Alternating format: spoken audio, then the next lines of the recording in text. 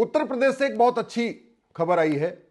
उत्तर प्रदेश के जमदग्नीपुरम, जिसको जौना खान ने जौनपुर बना दिया था, वहां लगभग 100 कन्वर्टेड हिंदुओं ने वापस हिंदू धर्म स्वीकार कर लिया।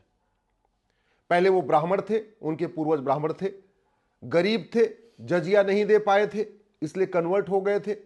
अब आज उनकी जो युवा पीढ़ी है उसने इस बात को समझा और उसने ये तय किया है कि अब वो वापस अपने सनातन धर्म में आएंगे, अपने मूल धर्म में आएंगे। मैं इसका स्वागत करता हूं और मैं अपने सभी संत महात्मा, आचार्य, मंडलेश्वर, महामंडलेश्वर, माननीय शंकराचार्य, जितने हमारे कथावाचक हैं, सबसे आग्रह करता हूं कि घर वापसी अभियान शुरू करें। जो विदेशी पंथ में लोग गए हुए हैं हमारे, उन सब को आने के लिए एक प्रक्रिया शुरू करें, सबको घर वापसी कराएं, उनका स्वागत करें और यह हमारे देश के लिए बहुत अच्छा है। एक बात याद रखिएगा, भारत में 99% जो लोग आज गैर हिंदू हैं, इनफैक्ट वो कन्वर्टेड हिंदू हैं। या मुस्लिम्स मुश्किल से 100 घर हैं जो बाहर से आए थे। एक ओवैसी फैमिली है, एक दुरानी फैमिली है, एक बुखारी फैमिली है, या एक मदनी फैमिली है। ऐसे चंद 100 परिवार हैं जो बाहर से आए थे, अदरवाइज सब यहीं के हैं। कोई ब्राह्मण था, कोई क्षत्रिय था, कोई वैश्य था, कोई दलित था, कोई यादव था, कोई पटेल था, कोई शुक्ला था, कोई पांडे था, कोई धोबी था, कोई नाई था, सब ऐसे ही थे। कुछ लोग डर के, हमारे जो पूर्वज थे, कुछ हमारे पूर्वज डर गए थे इसलिए कन्वर्ट हो गए थे। कुछ हमारे पूर्वज ऐसे थे जिनकी आर्थिक स्थिति अच्छी नहीं थी, वो जजिया नहीं दे पा रहे थे इसलिए कन्वर्ट हो गए थे। तो भारत में जो 20% गैर हिंदू हैं, उसमें से 99% कन्वर्टेड हिंदू हैं। तो जो कन्वर्टेड हिंदू हैं उनको वापस लेना चाहिए। ये समाज की भी जिम्मेदारी है, ये सरकार की भी जिम्मेदारी है। सरकार को भी घर वापसी को प्रोत्साहित करने के लिए एक स्कीम लॉन्च करनी चाहिए। मैं क्यों कह रहा हूं सरकार को लॉन्च करना चाहिए? क्योंकि अगर वो हिंदू बनेंगे तो भारत का संविधान मजबूत होगा, और अगर वो विदेशी पंथ में जाएंगे तो भारत का संविधान कमजोर होगा, और संविधान ही नहीं कमजोर होगा, देश की एकता अखंडता कमजोर होगी, आपसी भाईचारा कमजोर होगा। अल्टीमेटली आप यहां देखिए, पिछले 70 साल में या इस समय बांग्लादेश में जो हिंदुओं का नरसंहार कौन कर रहा है? कन्वर्टेड हिंदू कर रहे हैं। पाकिस्तान में हिंदुओं का नरसंहार कौन कर रहा है? कन्वर्टेड हिंदू कर रहे हैं।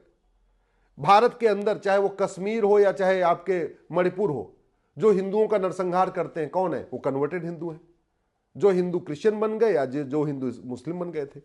तो ज्यादा अच्छा यह है कि भारत की सरकार जहां करोड़ों रुपए आतंकवाद को रोकने के ऊपर खर्च कर रही है, करोड़ों रुपए अपराध को रोकने के ऊपर खर्च कर रही है, करोड़ों रुपए लॉ एंड ऑर्डर पे खर्च कर रही है, अगर घर वापसी करा ले तो ये जो सैनिकों के ऊपर हमारा इतना खर्चा हो रहा है, जो हमारे पुलिस के ऊपर इतना खर्चा हो रहा है, खर्चा कम हो जाएगा। लॉ एंड ऑर्डर अपने आप अच्छा हो जाएगा जब जैसे लोग घर वापसी करके आ जाएंगे। अपने जो क्राइम अपने आप कम हो जाएगा, जो घर वापसी कर लेंगे। तो सनातन धर्म को मजबूत करना और जो गैर सनातन में चले गए उनको घर वापसी कराना, ये केवल समाज का कार्य नहीं है, ये केवल धर्मगुरुओं का कार्य नहीं, ये कायदे से सरकार का भी कार्य है। क्योंकि सरकार, सांसद, विधायक, मंत्री और जज संविधान में शपथ लेते हैं। क्या शपथ लेते हैं? मैं देश की एकता अखंडता मजबूत करूंगा। एकता अखंडता कैसे मजबूत होगी? जब लोग घर वापसी करके सनातन धर्म में आ जाएंगे। सांसद, विधायक, मंत्री, जज, मुख्यमंत्री क्या शपथ लेते हैं? कि मैं भाईचारा मजबूत करूंगा, फ्रेटर्निटी को मजबूत करूंगा, संविधान में जितनी बातें लिखी हैं मैं उसको आगे बढ़ाऊंगा, मैं equality, justice, liberty, fraternity, unity, national integration का जो कॉन्सेप्ट है उसको मजबूत करूंगा, उसको आगे बढ़ाऊंगा। वो तब होगा जो लोग कन्वर्ट होकर विदेशी रिलीजन में चले गए हैं, विदेशी मजहब में चले गए, उनको घर वापसी करा लिया जाए। तो संविधान भी यही कहता है कि घर वापसी कराना सरकार की ड्यूटी है। संविधान कहीं ये नहीं कहता है कि आप लोगों को कन्वर्ट हो जाने दो विदेशी मंथ में ना। आर्टिकल 25 में जो फ्रीडम ऑफ रिलीजन है वो subject to public order, health and morality है। उसमें 3 लिमिट है। आप ऐसे मजहब में नहीं जा सकते जो पब्लिक ऑर्डर डिस्टर्ब करता हो, ऐसे मजहब में नहीं जा सकते जो लोगों का स्वास्थ्य खराब करता हो, ऐसे मजहब में नहीं जा सकते जो नफरत फैलाता हो, ऐसे मजहब में नहीं जा सकते जो संविधान का इक्वलिटी को मानता ही नहीं। भाई संविधान कहता है ना, सब एक समान है, equality before law, equal protection of law, no discrimination, equal opportunity, ये संविधान कहता है। तो यानी उसी मजहब को, उसी धर्म को प्रमोट, सनातन धर्म को प्रमोट करना सरकार की ड्यूटी है, क्योंकि सनातन धर्म ही सबको समान अवसर देता है। सनातन धर्म ही भाईचारा सिखाता है, सनातन धर्म देश की एकता अखंडता को मजबूत करता है, सनातन धर्म वंदे मातरम सिखाता है, सनातन धर्म नारी तू नारायणी सिखाता है। भारत के संविधान में लिखा हुआ है कि महिलाओं की स्थिति को अच्छा करने के लिए आप अलग से कानून बनाइए। सनातन धर्म महिलाओं को पहले से ही अच्छा मानता है, पहले से ऊपर रखता है। जननी जन्म भूमि से स्वर्गादिप गरीयसी, ये सनातन धर्म ही सिखाता है। सर्व मंगल मांगल्य, सबका कल्याण हो, ये सनातन धर्म सिखाता है, विदेशी मजहब नहीं सिखाता। इसलिए कह रहा हूं कि ये जो जौनपुर में हुआ है, जमदग्नीपुरम में हुआ है, इसको देखते हुए पूरे देश में एक मिशन शुरू करना चाहिए। समाज को भी शुरू करना चाहिए, धर्मगुरुओं को भी शुरू करना चाहिए, जो हमारे फैक्ट्री के मालिक हैं, जो हमारे उद्योगपति, उनको भी कोशिश करना चाहिए कि जो लोग मैक्सिमम जो उनके यहां काम कर रहे हैं वो लोग भी घर वापसी करें।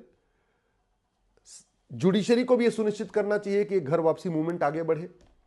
इसलिए मैं कहता हूं अल्पसंख्यक मंत्रालय खत्म करना चाहिए, क्योंकि अल्पसंख्यक मंत्रालय कन्वर्जन को प्रमोट कर रहा है।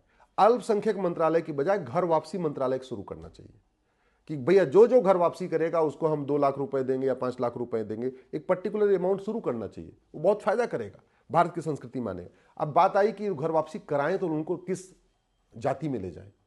बड़ी सीधी सी बात है, जिस गांव में 90 घर हिंदू हैं और 10 घर कन्वर्टेड हिंदू हैं, उन कन्वर्टेड हिंदुओं को पता है कि 6 पीढ़ी 7 पीढ़ी पहले वो क्या थे, वो यादव थे कि पटेल थे कि कुर्मी थे कि केवट थे कि नाई थे कि धोबी थे या हरिजन थे या सरोज थे या पासवान थे या सिंधे थे या पवार थे, क्या सबको पता है। जैसे पश्चिम उत्तर प्रदेश में तो आज भी वो लोग चौधरी लिखते हैं, त्यागी लिखते हैं, जो कन्वर्ट हो चुके हैं वो भी लिखते रहते हैं, तो वो अपने में आ जाए। जिनको नहीं पता है तो बेटर ये है कि वो आर्य समाज में आर्य लिखना शुरू करें, आर्य समाज में आ जाए।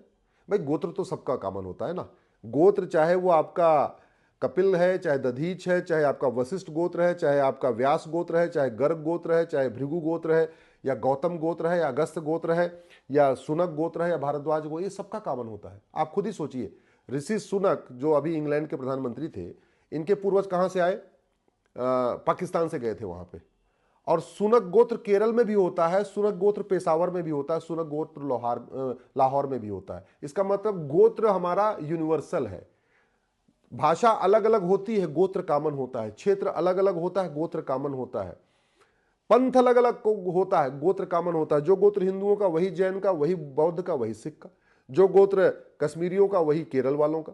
जो गोत्र ब्राह्मणों का वही गोत्र क्षत्रियों का, वही गोत्र वैश्यों का, वही गोत्र दलितों का। तो बेटर ये होगा अगर कास्ट जिसको पता है किस जाति से आया तो उस जाति में चला जाए। जौनपुर वालों को पता था कि वो दुबे थे या तिवारी थे या पांडे थे, वो उसमें वापस चले गए। जिनको नहीं पता है वो गोत्र अपनाए। और मैं अपने सभी जितने हमारे मंदिर हैं, मंदिर के पुजारियों से आग्रह कर रहा हूं कि आप अपने आसपास देखिए, जो लोग वहां पे हैं उनको अपने सबसे नियरेस्ट पॉइंट होता है मंदिर। बाकी जो बड़े अखाड़े हैं या जो हमारे बड़े मठ हैं वो थोड़े दूर हैं। किसी भी गांव का जब सबसे नियरेस्ट पॉइंट क्या है? वो मंदिर।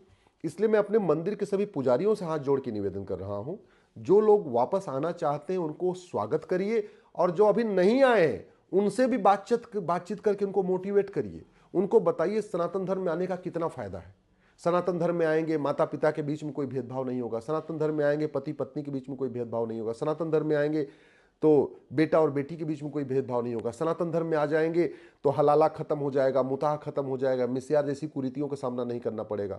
सनातन धर्म में आ जाएंगे तो बहन बेटियों को सौतन का वो नहीं करना पड़ेगा कि उनकी 2-3 सौतन आ जाएंगी।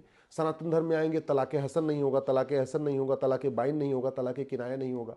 सनातन धर्म में आ जाएंगे तो जून के महीने में बुर्का नहीं पहनना पड़ेगा। जैसे पिता आराम से सर खोल के रखेगा, वैसे माता भी सर खोल के रखेगी। सनातन धर्म में आ जाएंगे तो जैसे पिता सूती कपड़ा पहनेगा बढ़िया, वैसे माता को भी पहनना पड़ेगा। ऐसा नहीं कि कपड़े साड़ी के ऊपर कुछ और बुर्का भी पहनना पड़ेगा। तो सनातन धर्म के फायदे हमारे सभी ऋषियों को, मुनियों को, जितने हमारे मठ मंदिर के पुजारी हैं, जितने हमारे कथावाचक हैं, जितने महामंडलेश्वर हैं, सबको सनातन धर्म का फायदा पब्लिकली बताना चाहिए कि सनातन धर्म में आने का क्या फायदा है। सरकार से भी निवेदन करता हूं, अल्पसंख्यक कल्याण मंत्रालय खत्म करिए, घर वापसी मंत्रालय शुरू करिए। और कोई स्कीम अगर लॉन्च करना है कि भैया ठीक है 5 लाख रुपए मिलेगा जो आदमी वापस सनातन धर्म में आएगा, तो लॉन्च करिए। भारत के लोग टैक्स देने के लिए तैयार है, इसमें कोई दिक्कत नहीं है। और सनातन धर्म को प्रमोट करने के लिए टैक्स खर्च भी किया जाता है। क्यों? क्योंकि Sanatan equality, justice, liberty, fraternity, unity, national integration सिखाता है। सनातन वो सारी बातें सिखाता है जो संविधान सिखाता है। तो संविधान का प्रचार करने के लिए, संविधान को मजबूत करने के लिए, देश की एकता अखंडता को मजबूत करने के लिए पैसा खर्च किया जाता है। तो सनातन में आने से देश की एकता अखंडता मजबूत होगी, भाईचारा मजबूत होगा, समता समानता समानता समरसता मजबूत होगी, अपराध कम होगा, नफरत कम होगी, दंगे कम होंगे, पत्थरबाजी कम होगी। सनातन धर्म में आने से अलगाववाद, कट्टरवाद, जिहाद खत्म होगा। सनातन धर्म में आने से लव जिहाद खत्म होगा, ड्रग जिहाद खत्म होगा। सनातन धर्म में लोग आ जाएंगे तो धर्मांतरण अपने आप ही बंद हो जाएगा।